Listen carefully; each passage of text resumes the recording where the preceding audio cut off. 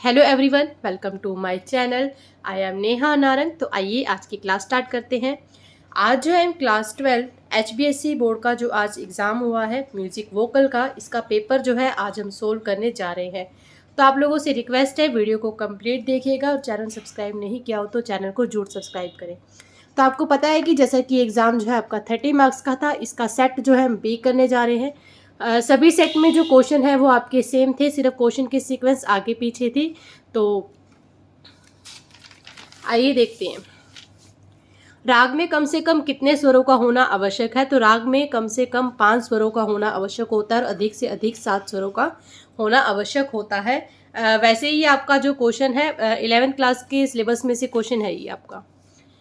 उस्ताद बड़े गुलाम अली खां साहब की गायकी जो है किस घराने की थी? जयपुर, पटियाला, किराना या फिर आगरा? तो बड़े गुलाम अली खां जो है पटियाला घराने के थे, पटियाला घराने की गायकी गाते थे। तो सेकंड ऑप्शन राइट है ये। थर्ड है, निम्न तालों में से कौन सी ताल विलंबित लय के लिए प्रयुक्त होती है? क्वेश्चन देखिए ध्यान से पढ़िए। निम्न तालों में से यानी कि नीचे दी गई तालों में से, लेकिन ऑप्शन तो कुछ दे ही नहीं रखा, तो कोई बात नहीं। कौन सी ताल विलंबित लय के लिए प्रयुक्त होती है? तो आपके सिलेबस की तिलवाड़ा ताल है जो विलंबित लय के लिए प्रयोग की जाती है, विलंबित लय बजती है इसमें। कौन सा स्वर बहुत कम समय के लिए लगाया जाता है? वादी, संवादी, विवादी या फिर अनुवादी? तो विवादी स्वर जो है आपका बात करें तो सबसे संख्या में एक आधा ही स्वर होता है जो बहुत सिर्फ राग की सुंदरता बढ़ाने के लिए इसका जो है प्रयोग किया जाता है। तो एक विवादी स्वर हमारा ऐसा होता है जो सबसे कम समय के लिए बड़ी कुशलता के साथ इस स्वर का जो है संगीतज्ञ प्रयोग करते हैं। तो विवादी इसका राइट आंसर है। नेक्स्ट क्वेश्चन है कि अलंकार की रचना जो है किस आधार पर की जाती है? श्रुति पर, स्वर के आधार पर, वर्ण के आधार पर या फिर ग्राम के आधार पर? तो अलंकार जो है आपके वैसे तो आपके स्वरों से बनते हैं, तो इसका आंसर स्वर भी राइट हो सकता है और वर्ण भी राइट हो सकता है। ठीक है, तो ये दो ऑप्शन में देखते हैं कि हरियाणा बोर्ड की जब आंसर की आती है तो इसका राइट आंसर क्या होता है। संगीत में लय का संबंध जो है किससे है? समान गति, ताल, मात्रा या फिर सम? तो संगीत में लय का जो संबंध है वो समान गति से है। नेक्स्ट क्वेश्चन है, भारतीय शास्त्रीय संगीत में शास्त्रीय संगीत की कितनी पद्धतियां प्रचलित है? 2, 3, 4 या फिर 5? तो शास्त्रीय संगीत में आपकी 2 पद्धतियां जो है प्रचलित है, एक उत्तर भारतीय संगीत की पद्धति और एक दक्षिण भारतीय संगीत की पद्धति। रागों के समय सिद्धांत के अनुसार रेधा कोमल वाले रागों का गायन समय क्या है? तो रेधा कोमल वाले जो आपके राग है प्रातः 4 से 7 गाए जाते हैं। फर्स्ट ऑप्शन ही राइट है। नेक्स्ट क्वेश्चन है, राग देश का थाट बताएं। तो राग देश का जो आपका थाट है वो है खमाज। नेक्स्ट देखिए, उत्तर भारतीय संगीत में कौन सी स्वर लिपि प्रचलित है? इस क्वेश्चन को टाइपिंग में मिस्टेक है यहाँ पे थोड़ी सी। यहाँ पे स्वर लिपि के साथ आपका एक वर्ड और ऐड था जो कि था पद्धति। ठीक है, और ये वर्ड जुड़ने से आपका पूरा का पूरा क्वेश्चन जो है यहाँ पर आकर के चेंज हो जाता है। Which notation system is in practice in North Indian music? तो जैसे कि आपको पता है कि भारत में 2 पद्धतियाँ प्रचलित है, उत्तर भारतीय संगीत की और दक्षिण भारतीय संगीत की। तो उत्तर भारतीय संगीत में जो प्रचलित है वो भातखंडे की स्वरलिपि पद्धति जो है प्रचलित है। निम्न अलंकारों को जो है पूरा करना है। सा रे गा रे गा मा गा मा पा। तो नेक्स्ट हमारा बनेगा मा पा धा पा धा नी धा नी सा। नेक्स्ट है सा गा गा रे मा मा गा पा पा। तो अगला बनेगा मा धा धा पा नी धा सा सा। ठीक है, नेक्स्ट क्वेश्चन देखते हैं। विलंबित, मध्य और द्रुत लय के बारे में आप लय के विषय में लिखे या इसके बारे में आप क्या जानते हैं? तो विलंबित लय धीमी लय होती है, धीमी गति में गाया बजाया जाता है। मध्य लय बीच की लय होती है, ना इसमें अधिक गति से बजाया जाता है तेज, ना अधिक धीमी गति से। और द्रुत का अर्थ होता है तेज, तो इसमें तेज गति से गाया बजाया जाता है। 1 नंबर में क्वेश्चन था। शारंगदेव ने कौन सा ग्रंथ लिखा था? संगीत रत्नाकर, सबसे आसान क्वेश्चन। कितने अध्याय हैं? संगीत रत्नाकर ग्रंथ में कुल 7 अध्याय हैं। निम्न में से रागों की पहचान करनी है कि कौन सा राग है? तो यह आपका राग है केदार। पूर्वांगवादी राग किसे कहते हैं? पूर्वांगवादी राग वो होते हैं जिनका वादी स्वर, अगर किसी भी राग का वादी स्वर सप्तक के पहले भाग में से यानी कि सारे गामा में से हो तो वो आपके पूर्वांगवादी राग कहलाते हैं।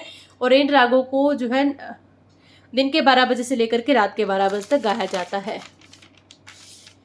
राग देश का संपूर्ण परिचय लिखना है। तो राग देश का थाट क्या है? खमाज है। इसमें स्वर की बात की जाए तो दोनों नी लगते हैं, शुद्ध नी भी लगता है, कोमल नी भी लगता है, और आपके अन्य स्वर जो है शुद्ध रहते हैं। ठीक है। वादी स्वर की बात की जाए तो इसमें आपका है रे, और संवादी स्वर है आपका प, और गायन समय है इस राग का रात्रि का दूसरा पहर।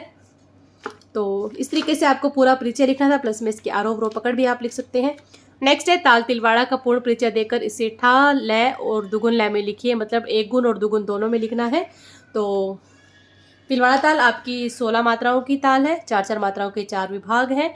9वीं मात्रा पे इसके खाली दिखाया जाता है, पहली 5वीं 13वीं मात्रा पर आपकी ताली रहती है, और उस ताल का प्रयोग विलंबित लय के साथ किया जाता है। बोल है इसके धा तिरकिट धिन धिन, धा धा तिन तिन, ता तिरकिट धिन दिन, धा धा दिन दिन। नेक्स्ट है केदार या भैरव में से किसी एक राग में द्रुत ख्याल की स्वर लिपि लिखिए।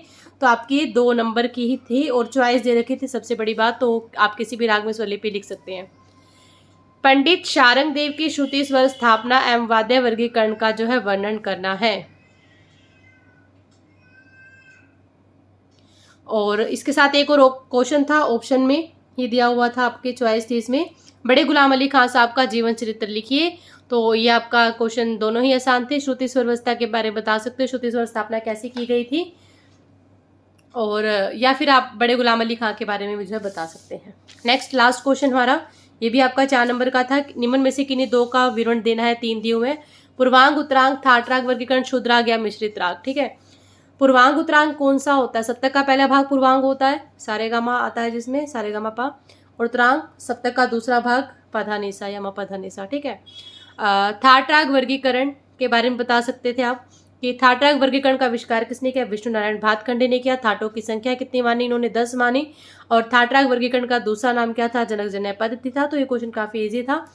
और नेक्स्ट है शुद्ध राग और मिश्रित राग। ये आपके वो राग है, शुद्ध राग वो होते हैं जिनमें शुद्ध रागों के शुद्ध शास्त्र के नियमों का सही रूप से पालन हो, और मिश्रित राग आपके वो होते हैं जब शुद्ध और छाया अलग रागों का मिश्रण होता है, 2 रागों के मिश्रण से बनते हैं। तो ये आपका मिश्रित राग था। ठीक है। दोनों 3 में से आपको कोई 2 ही करने थे। तो ये आज का हमारा पेपर था, और पेपर काफ़ी आसान था। तो थैंक यू सो मच। आपको मेरा वीडियो कैसा लगा कमेंट करके जरूर बताइएगा। एक क्वेश्चन का ही सिर्फ मैंने आपको आंसर जो है नहीं बताया है, क्योंकि अलंकार की रचना जो है किस आधार पर की जाती है। नॉर्मली हम जब इसकी डेफिनेशन भी पढ़ते हैं तो हम क्या पढ़ते हैं? नियमित वर्ण समूह को हम क्या कहते हैं? अलंकार। या फिर नियमित स्वर समूह को भी हम क्या कहते हैं? अलंकार। ठीक है। तो देखते हैं कि अब जो बोर्ड है वर्ण सही मानता है या फिर स्वर को सही आंसर मानता है।